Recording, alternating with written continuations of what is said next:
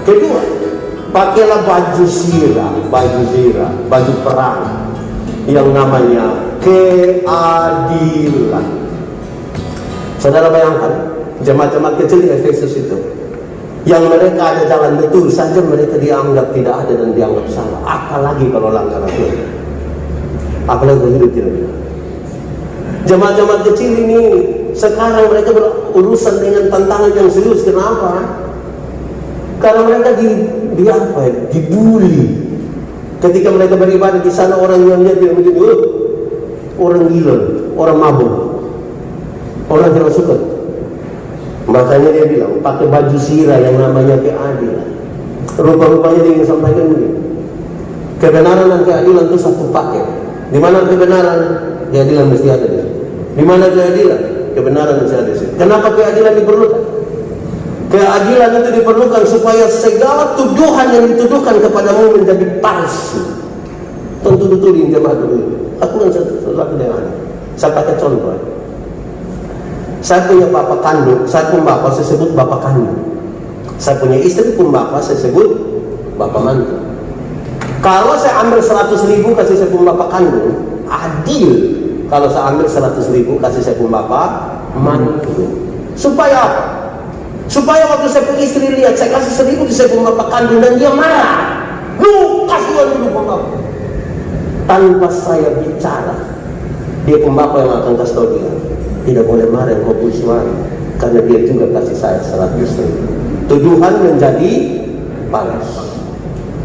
Saya mau tanya kita, pernah mengalami orang omong kita pun nama kok? Pernah? Apalagi yang dia omong tidak benar? Pernah? Saudara jengkel? Mau dicek ke dia? Kadang-kadang kita sibuk sekali dengan klarifikasi di Facebook malah.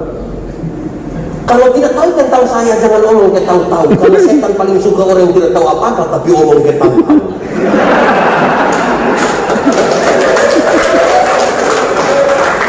Tidak ada kerjaan kok. Diberimu pada. Lakukanlah segala sesuatu dengan adil. Cukup kebenaran akan datang dengan sendirinya. Karena kebenaran dan keadilan satu paket. Dia berkawan bersama-sama. Tuduhan menjadi palsu. Adil itu bukan sekedar berbagi secara merata. Adil itu ialah kalau engkau menuntut hak, laksanakanlah apa? Kewajiban.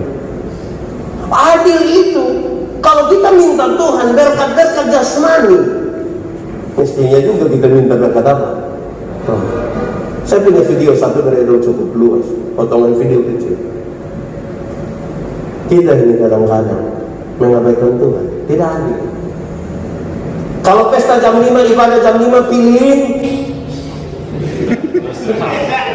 Kalau pesta jam 5, ibadah jam 5, pilih. Pilih pesta itu tidak apa.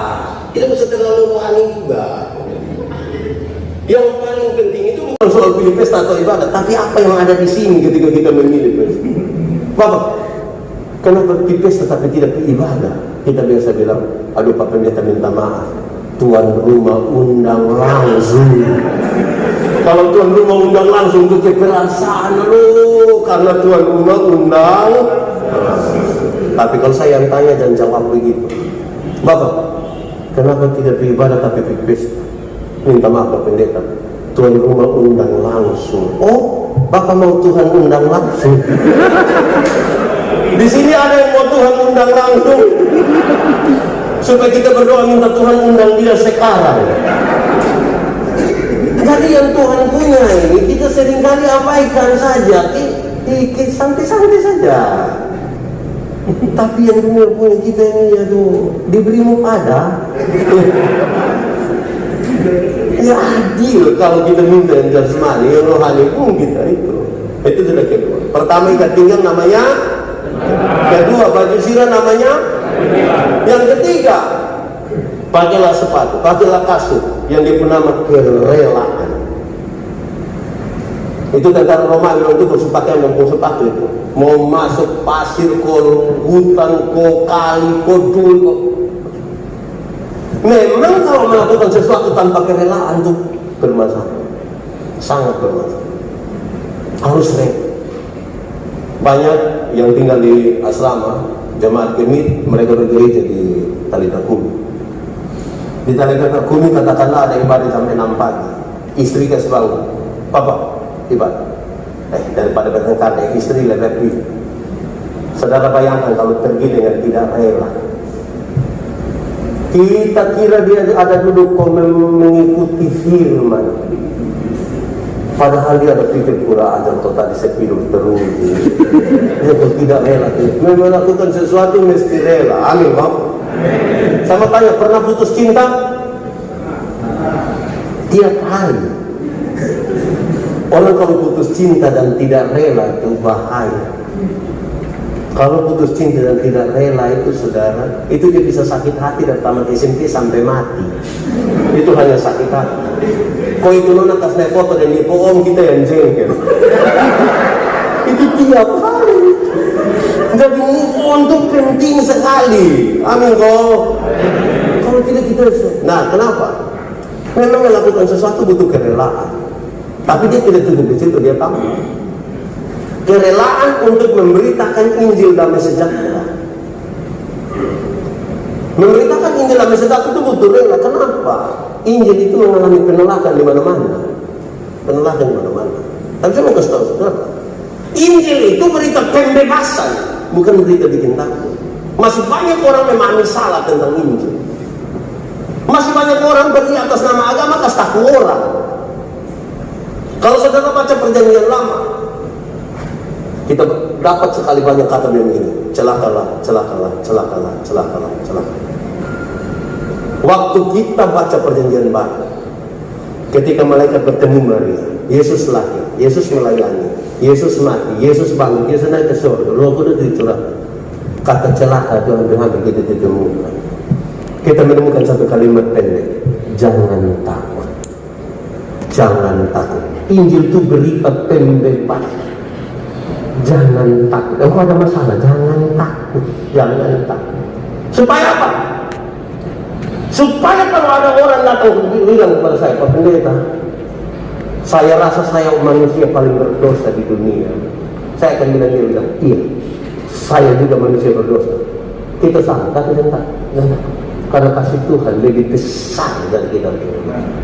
Dan jangan ini orang datang kasih tahu Pak Pendeta, saya rasa saya manusia paling berdosa di dunia. Iya, lu muka ini muka berdosa. Saya lihat ini. Lu ini kalau tidak bertobat dan kaki tangan lu putus uang semua. Berita apa ini? Yang Tuhan marah kepada orang-orang Yahudi adalah mereka tidak mencuri, bukan karena sadar bahwa mencuri tidak baik. Karena kalau berani mencuri, tangan kena potong. Berani. Akhirnya hati mau. Mata yang pakai untuk mengintip orang tua istri kena cungkil. Ini mata ada dua, seekor perempuan begini banyak. Ini kita pun mata bisa kena cungkil semua. Ini bukan dari ini, Pak. Tidak, Pak. Oh, lagi. Jadi itu yang Yesus marah. Jadi berikanlah berita pembebasan. Masih banyak orang.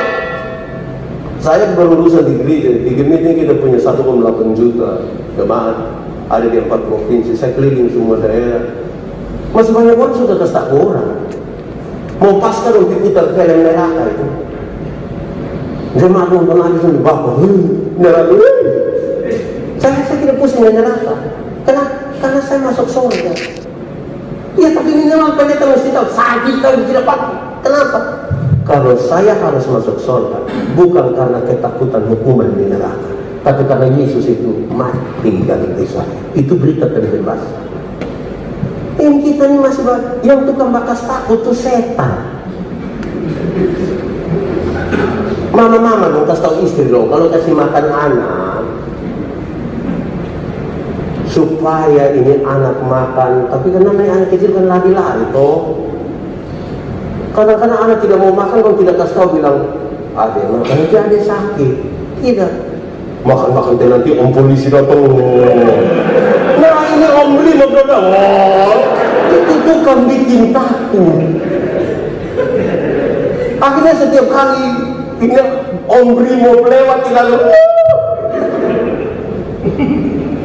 Berita ini berita pembebasan. Malam-malam kalau anak-anak tidak mau tidur, kasih dia adik tidur, ini sudah tengah malam. Bukan sengaja tutup pintu, kasih mati lampu, baru dia bapak keluar, kok pukul pintu. Oh. Terus dia pun istri di dalam bilang, sudah ada sudah tidur, ada sudah tidur. Diberi pada di asrama sini. Karena berita itu yang kita paham itu berita pembebasan. Saudara-saudara, di masa COVID ini, saudara, masih banyak orang terima berita yang menakutkan. Saya dampingi sejumlah orang COVID. Yang paling pertama susul ke smart HP, update berita-berita yang tidak penting, fokus untuk kita lebih besar. Memang banyak yang mati, tapi ada ratusan ribu orang sembuh. Bikinlah berimbang. Ada yang tiap hari hanya berdiri kalau bilang, Bapak, ini hari sudah lah, lalu dia sembuh.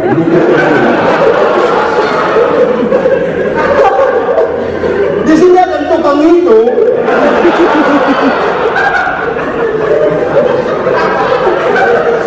Berita itu berita pembebasan. Kalau tidak bermasalah, saudara. Setiga, ikat pinggang namanya baju sirah namanya keadilan, sepatu namanya kerelaan. Yang berikut, dalam segala situasi pakailah perisai iman. Perisai namanya iman. Perisai dulu itu ada dua. Pertama ada perisai yang kecil, itu taruh di tangan untuk perkelahian satu lawan satu pakai pedang.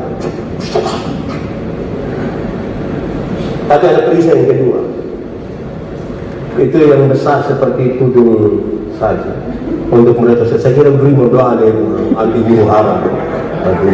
Datang. Karena dulu orang pakai panah, bukan saja tajam, tapi sebelum dipanah, anak panah ini dicelup di dalam ter yang panas, dibakar baru panah. Datang 100-200. Mau satu-satu begini mati, Bapak. Jadi mesti pakai yang besar. Kenapa? Iman diperlukan.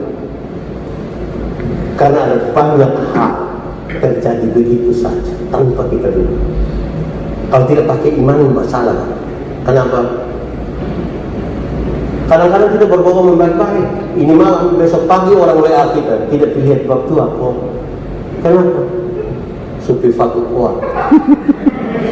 Banyak hal terjadi begitu saja tanpa kita rencana. Tadi malam masih ngomong ada istri, bangun pagi istri semua ke asal. Itu kok tidak pakai iman? Ini iman. Kita ini kan manusia yang agak sedikit bobotan lah begitu. Kalau pas enak tuh kita kayak familiar sekali. Sampai ke sambil selalu selamat siang, apa kabar, ada sukacita. Itu kalau dia ada enak itu. Kalau dia tidak enak pas sampai ke selalu selamat. Di sini ada. Kan itu pakai perisai iman. Saudara, iman itu yang paling membedakan antara kita dengan orang lain. Saya sudah pakai contoh ini. Kalau ada auto jalan ke sini ke sopir, tabalan dicampur, tinggal 2 orang yang selamat. 1 orang beriman, 1 bukan orang yang beriman. Yang orang beriman akan bilang, untung Tuhan saya selamat. Untung Tuhan. Yang tidak beriman itu akan bilang, untung tadi saya lompat cepat.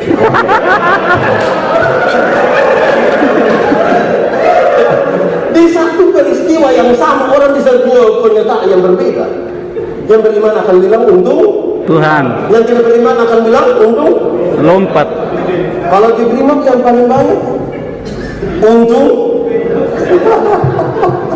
Nah, saudara, ketika kita berhadapan dengan kematian, misalnya orang beriman akan bertanya, apa yang saya imani tentang kematian? Oh, yang saya imani tentang kematian ialah mati bukan lahir dari segala sesuatu.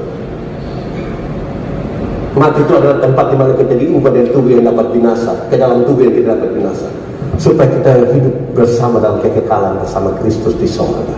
Berdasarkan keyakinan iman itu kita akan menyanyi, sabar dalam susah sukamu, sabar Tuhan ada sertamu. Sabar, sabar,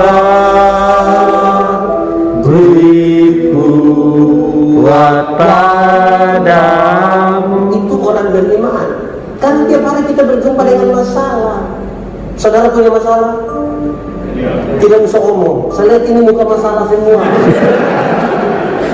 Masalah itu adalah kesenjangan antara harapan dan kenyataan. Harapan menikah dengan dia, ternyata dia nikah dengan kita pun kawan. Tiap hari kita berjumpa dengan masalah. Kalau tidak pakai iman, supaya kalau ada orang mati, saya paling jengkel itu. Bapak, sebelum firman saya satu lagu. Ini orang mati, semua orang ada sedih. Dia datang langsung menyanyi. Di dalam doamu, kau sebut namaku. Semua lagu. Di interlude-nya kasih anak kecil satu baca puisi dengan judul Ditinggal Ayah. Menangis ke tidak? Terus habis menyanyi, semua menangis. Bangga lah. Orang kalau kedinginan jangan celup lagi dia di air dingin. Diberi pada. Akilah berisi iman. Kenapa? Ikat pinggang namanya, baju sirah namanya, sepatu namanya, perisai namanya. Sekarang pakailah ketopong. Ketopong kita tahu toh, pelindung kepala, pelindung muka, bukan masker. Apalagi masker bengkoang, tidak. Pelindung kepala ya. Pakai apa? Pakai tenaga kalau tidak salah. Itu ketopong namanya keselamatan. Ketopong itu namanya keselamatan. Supaya orang tahu bahwa kalau kita masih ada hingga hari ini, itu kan keselamatan yang itu. Supaya hari ini kita sadar benar bahwa tidak usah takut mati masuk surga. Banyak orang kalau saya tanya, mama, bapak, kenapa kalau mau mati? Aduh, anak lo masih kecil ini. Apalagi pembaca model begitu lagi. Pada dengan itu kalimat, atau istri sendiri ngomong. Sudah bisa bayangkan. Tapi banyak yang mengatakan, wih ini mati di mana ini? Baik kalau di situ. Saya paling jengkel ada Oto satu dia sudah di sini. Oto Wesaka Mikrolet. Dia tulis di sebelah. Kalau mau umur panjang, pura-pura lah tuli. Saya pun pikir orang mungkin supaya kalau orang ngomong apa nanti. Ternyata dia maksud bukan dia lanjut. Kalau mau umur panjang pura-pura lah tuli. Supaya kalau Tuhan panggil lalu tidak dengar kau jalan ke dunia. Saya bilang manusia model begitu Tuhan tidak panggil. Itu dia pergi sendiri. Kemungkinan lewat Liliba nanti dia begitu. Makan puji buru-buru. Kadang-kadang kita kreatif ke salah. Bapak bikin dosa itu jangan tanggung-tanggung supaya kalau Tuhan marah bapak dia tendang. Lari lewat neraka masuk surga. Nanti coba kita belajar hidup sehat lah. Saudara-saudara, kita masuk surga ini bukan karena kita baik, saudara. Di sini ada orang baik. Saya biasa bilang begini, saya berkhotbah di hampir seluruh penjara di seluruh Indonesia. Apa beda orang penjara dengan kita? Ini beda yang satu, dong sukena tangkap dan kita balong kan. Ini bahaya itu.